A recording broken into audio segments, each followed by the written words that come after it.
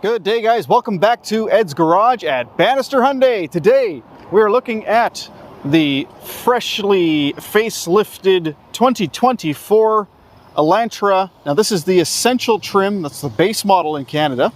And yeah, I just want to show you some of the differences for 2024 versus the 2023 model. So this is basically a facelift update. They haven't done any major changes to the Elantra this year. It's not a redesign. It's just a minor update. However, they have changed some pretty important things. So let's start with those things. So at the front of the vehicle, if you're familiar with the 23 Elantra, you notice that this one does look quite a bit different. For one thing, the whole front end is changed. This is a completely new bumper on the front, and there's actually new headlights as well. LED daytime running lights, but also LED headlights and high beams now standard on the 2024 Elantra. So that's pretty nice to see. This is all different as well, just because of the fact that the headlight wraps around a little bit differently than the old one. But check this out, new aluminum alloy wheels. So these are, they're wrapped with Kinergy from Hankook. These are a 195, 65, 15. But yeah, a little bit more of a funky design going on the wheels there. So a little bit different on the front, well, a lot different on the front. Coming around to the back, most of the back is the same with the exception of the bottom of the bumper. So this is actually redesigned as well. Again, not sure if you can tell the difference if you haven't seen the 23s recently, but they definitely did redesign that. Now, obviously, there are some different changes on different trim levels, but this is all about the base model Elantra. So on the outside, that's pretty much it. Everything else that you see is pretty much the same as the previous year. What there is, though, is a forward-facing camera system here, and that, of course, is for the lane keep assistance, autonomous emergency braking, that sort of thing. Let's pop the trunk and have a look in there real quick. All right, so first thing to note on the trunk, there's no way to open it from the outside on the base model. There's normally a little button right here on higher trim levels. We do have the backup camera right above that, but you do need to open it up from the inside or using the key fob. Huge trunk, lots of space in here. There is, of course, a fold down rear bench. So you pull these two tabs and you can fold the bench down. Again, being just the base model, you don't get the 60/40 split. You do, however, get the spare tire and jack underneath the floor. Now, under the hood, we have a 2-liter Smart Stream Atkinson cycle 4-cylinder engine. So very, very fuel efficient. People are getting ridiculously good fuel efficiency numbers on these vehicles. I've got customers that are reporting back saying that they're getting, you know, mid 5s to high 5s to low 6s. It's really, really very, very efficient. Part of the reason it's so efficient is because it is mated to an IVT transmission. So the difference between the IVT and the CVT is the CVT is a belt-driven transmission, the IVT is a chain-driven transmission. That chain is capable of a much tighter corner, so it actually has a lower gear ratio than what's possible in a CVT. So a little bit better torque off the line, and ultimately, because of that IVT, you get that really, really good fuel economy. And also under here, you can see we've got really heavy usage of structural adhesive on this vehicle, so hundreds of feet of that, helping to reduce squeaks and creaks over the life of the vehicle. It's also very well insulated, so some soundproofing insulation up here and along the firewall there, and nice and tight up against the hood as well. So really, really well engineered and put together. This vehicle is super, super quiet. When the hood is closed and you're sitting in the car, if it's just idling, you can barely hear the engine. As a matter of fact, most people can't hear the engine, and I constantly get the question, is it running? And now we will go check out the back seat. So before I open the door here, I just want to point out there is still plastic all over this vehicle. It's brand new and it's going to be rolling. That's already a sold unit. So I'm going to keep the plastic on. So I do apologize for that. But that's just the way it is on this one. All right, so small change back here. We do now have 2 backlit USB ports, and it is USB-C. As far as space goes back here, lots of headroom, lots of legroom. This seat is way far back right now, and I still have space in front of my legs. Also, the seat backs are solid. There is no pockets on this one though, or fold down center cup holder armrest. The cloth in the interior is a little bit different as well. Let me show you what that looks like. Pull some up here just so you can have a look. So there you go. So a nicer style cloth, solid black on the edges, and sort of this, it's not perforated, but kind of a two-tone cloth interior. It's a nice look. That's pretty much it back here. They did, however, add 2 speakers. Now, As far as the 2 speakers that they added, I think it might be the speakers in the rear doors, because it went from 4 to 6 on the Essential. All right, jumping into the driver's seat.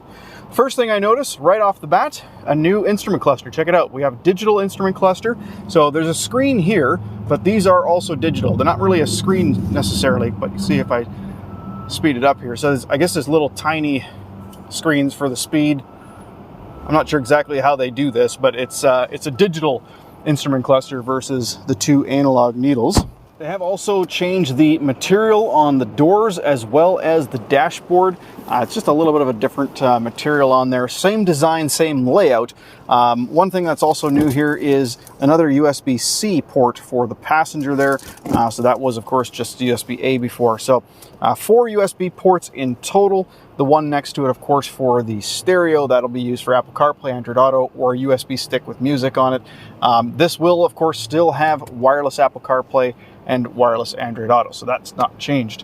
Also in the Department of Safety, we have 2 extra airbags. So in the rear, it actually has 2 side airbags now. So not just head curtain airbags, but side airbags as well, which of course will elevate this in the safety standards, which is kind of a nice thing. All right, as far as features go, it's mostly just safety stuff. So if I read off the new features that we have here in safety, so we have intelligent speed limit warning and assistance. So basically, it's able to basically monitor how fast you're going, how fast you're allowed to go, and adjust accordingly. And that's on all trim levels. There's a rear seat belt reminder as well. So if the rear doors have been opened, when you shut the car off, it'll remind you to check the rear seats.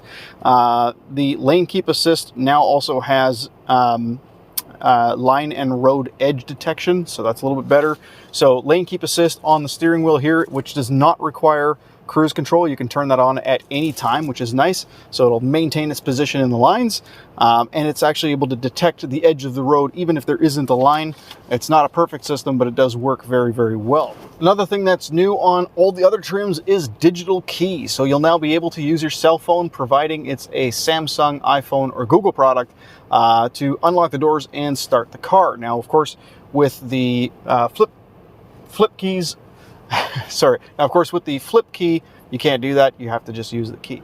But let's have a quick look at the features going from left to right. We'll just do this real quick. So obviously you got your power windows and locks and mirrors, of course. You got your dimmer switch here, your auto start-stop system, so you can disable that there. Traction stability control, of course.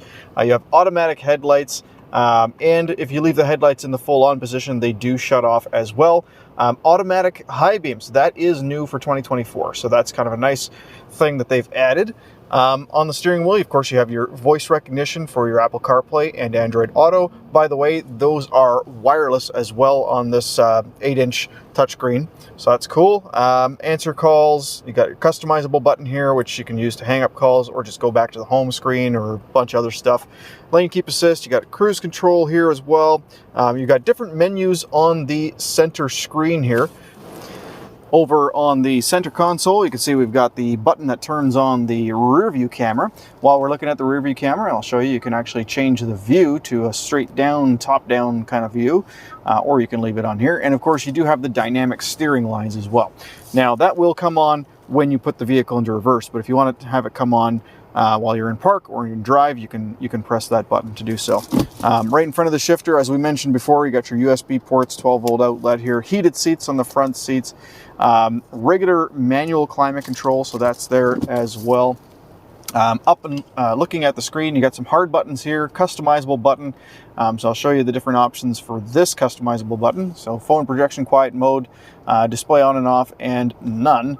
And then this is the customizable button that's on the steering wheel. You can also change what the mode button on the steering wheel actually switches to, and you can also swap the AV buttons from there as well. So nice screen. It's a matte finish, non-polarized. You can see it with polarized sunglasses. So that's kind of cool.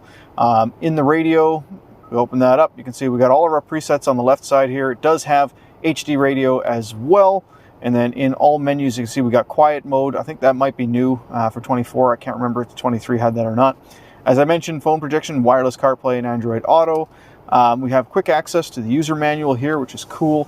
And also, if you're in an app like the radio, for instance, and you go into the menu, you can actually scan the user manual here, and it'll take you straight to the menu, the user manual page that talks about the radio. So that's kind of a nice quick access to find out information. If we go into the settings here, you can see we've got our sound settings. We've got startup volume limit, which is nice. Tone, guidance, radio noise. You can actually have the FM radio noise reduction turned on, which is cool. And then in display, you can see here we can adjust the brightness, but we can also enable the blue light filter, so that's cool. So blue light filter will filter out blue light at a certain time of the day. So basically, automatically, when you would normally have the auto headlights pop on, it's going to also activate the blue light filter. So that's pretty cool. And then, of course, we have our general settings. So here's where you can change your media options. So whether or not the radio stays on or off when you shut the car off, continues to play music, your keyboard options, date and time, that sort of thing. That's all in there. And then we can go into button here. It takes us back to that screen. And then check this out. Under climate, we have automatic air recirculation when you use the windshield washer fluid, so you don't have to smell the windshield washer fluid. So a few changes on this vehicle from 23 to 24. I think I got all of them. Now, if you happen to notice in this video any other changes, by all means, comment below. I'd love to hear from you. And if there's anything that I've missed, I'd love to hear from you as well. I know this has been a little bit longer of a video for a base model vehicle, but that's just because, quite honestly, Hyundai does pack a lot of technology even into their base models. So hopefully this video helped you out if you're looking at this vehicle and trying to make a decision. If it has, please don't forget to hit like and subscribe to see future videos on Hyundai products and other products as well. Of course, I have more access to Hyundais as I work at the dealership here. If you're in the Lower Mainland area of British Columbia and you'd like to purchase a Hyundai, by all means, hit me up at Bannister Hyundai in Chilliwack. Be more than happy to help you out. Thanks for watching, guys. Have a great day.